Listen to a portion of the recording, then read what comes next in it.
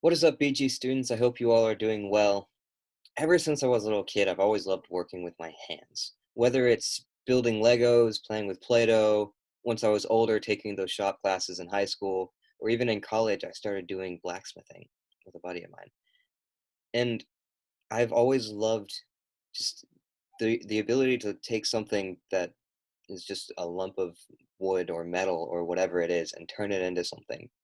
One of my favorite things is what they say about the people that are masters at these crafts.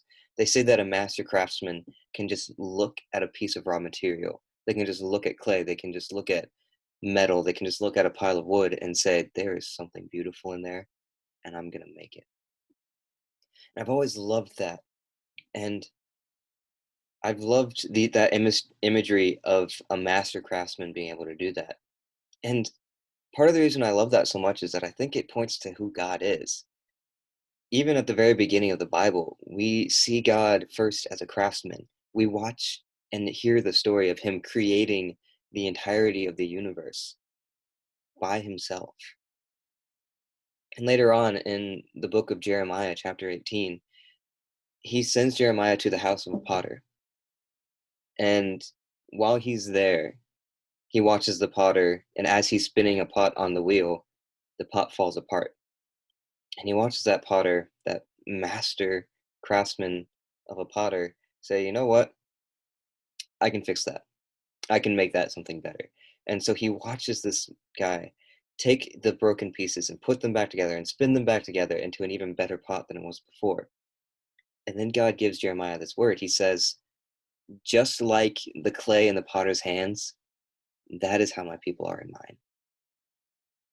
Just like the potter can redeem a broken piece of pottery, I can redeem my people. I can bring out of them something that they could never imagine, something so beautiful, something so amazing that no one would ever think is possible.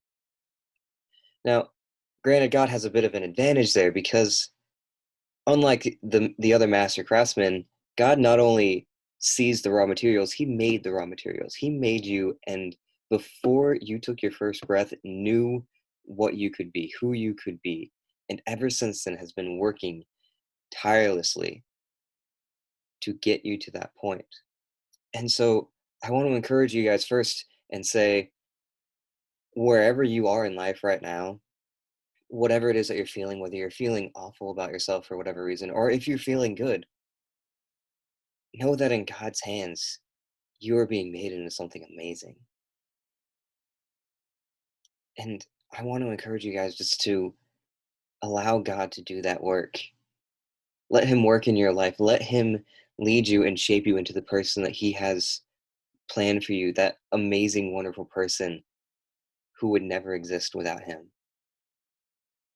So, Father, I pray that you would be present in our lives, that you would do that work, that you would shape us by your hands, by our experiences, by your work in our lives, that we would become these people who we could never be without you.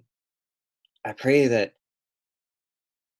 in knowing that each of us are different, we also realize that we all have that potential, that no matter what we've been through, we have that potential to be made into something so amazing, into someone so amazing. I pray that you would continue that work in all of us. Amen.